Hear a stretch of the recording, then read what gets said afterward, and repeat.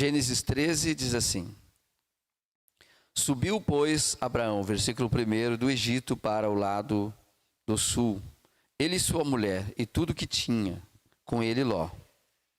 Era Abraão muito rico em gado, em prata e em ouro, e fez suas jornadas do sul até Betel, até o lugar onde a princípio estivera a sua tenda, entre Betel e Ai, até o lugar que outrora ele tinha feito, ali tinha feito Abraão, e Abraão invocou ali o nome do Senhor.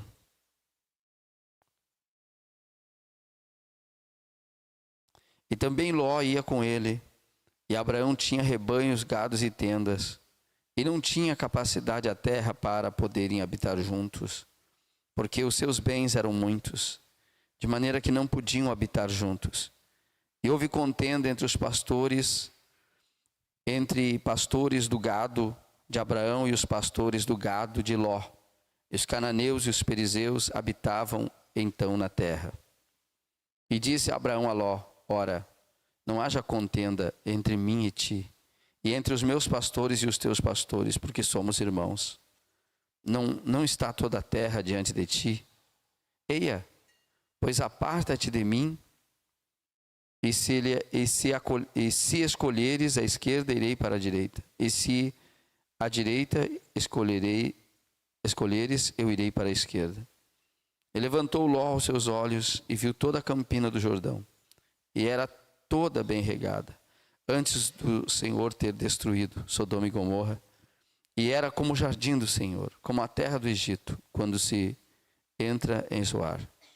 Então Ló escolheu para si toda a campina do Jordão, e partiu Ló para o oriente, e apartaram-se um do outro. Habitou Abraão na terra de Canaã, e Ló habitou na cidade das campinas, e armou as suas tendas até Sodoma. Ora, eram maus os homens de Sodoma, e grandes pecadores contra o Senhor. E disse o Senhor a Abraão, depois que Ló se apartou dele: Levanta agora os teus olhos e olha desde o lugar onde estás, para o lado do norte e do sul, do oriente e do ocidente, porque toda esta terra que vês te hei de dar a ti e a tua descendência para sempre. Amém? Senhor Jesus, fala conosco nesta manhã gloriosa, em que estamos aqui, Senhor, nesta manhã ímpar para aprender de ti. Fala conosco, Senhor, fala, porque os teus servos ouvem, em nome de Jesus. Amém. Nós vamos falar hoje é o quarto domingo, e o quarto domingo é o domingo da abundância de Deus. É o domingo da unção da abundância de Deus, porque Deus é um Deus de abundância, e não importa o tamanho da crise que nós possamos estar vivendo, Deus continua sendo o Deus da abundância. Deus continua sendo Deus. Deus continua, Ele não perde a qualidade, não importa o que aconteça. Amém? E se nós estamos passando na prova, nós precisamos passar, precisamos vencer, precisamos chegar lá, precisamos alcançar o alvo. Amém, irmãos? E hoje nós vamos falar do pai da fé, que é Abraão. Ele é o pai na fé, e nós temos que nos considerar filho de Abraão nesse sentido.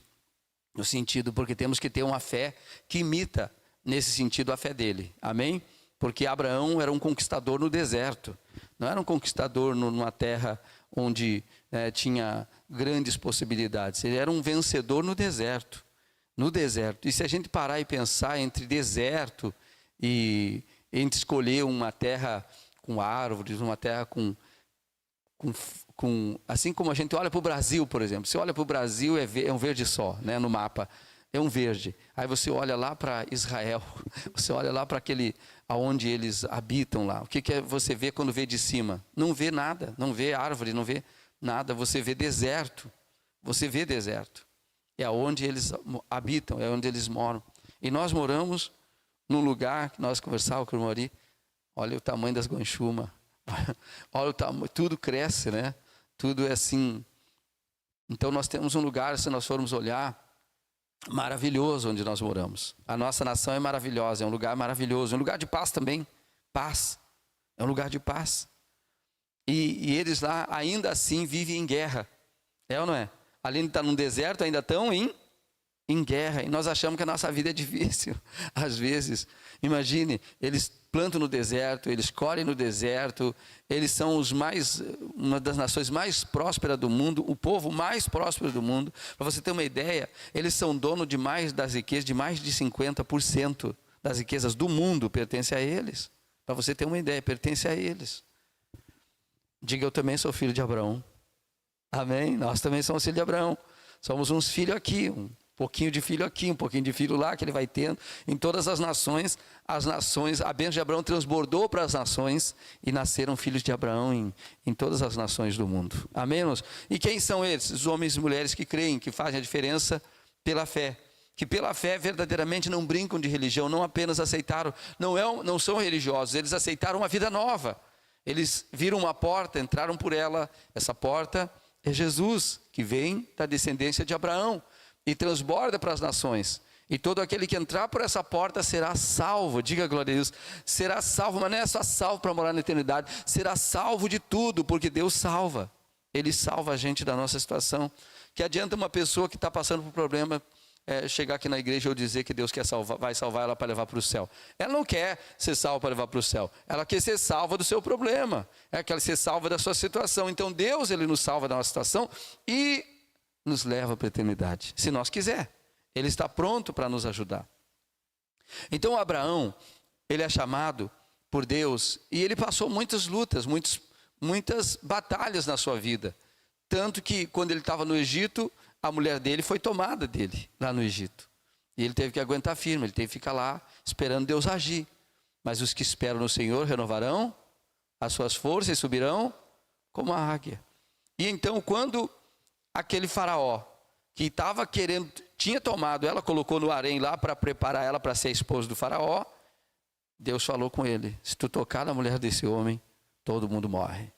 Essa nação será amaldiçoada, exterminada. Por quê? Porque esse homem tem aliança comigo. Eu sou o Deus dele. Se alguém tocar em alguma coisa que é dele, está ferrado. Foi isso que Deus disse para ele.